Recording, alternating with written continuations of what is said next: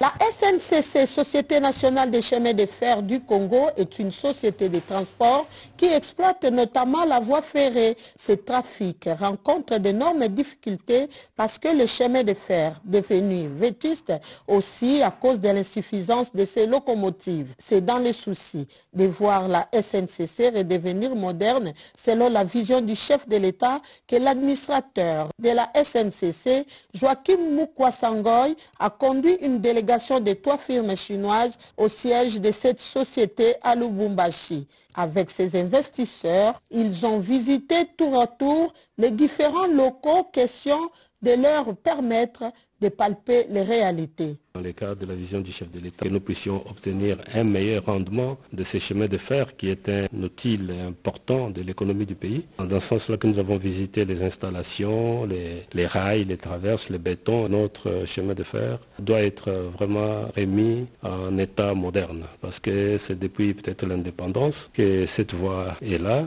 La modernisation de la voie ferroviaire de la SNCC s'avère urgente pour faciliter les transports et des marchandises et de la population.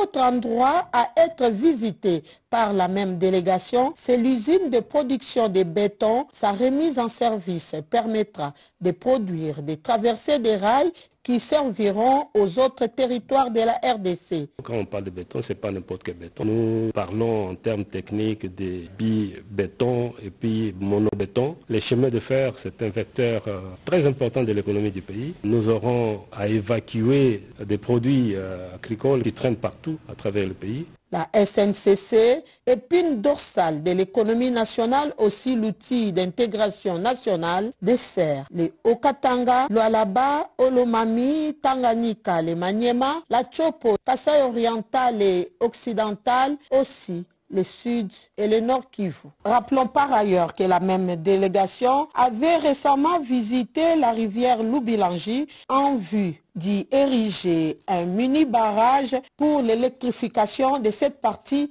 du Kasaï oriental.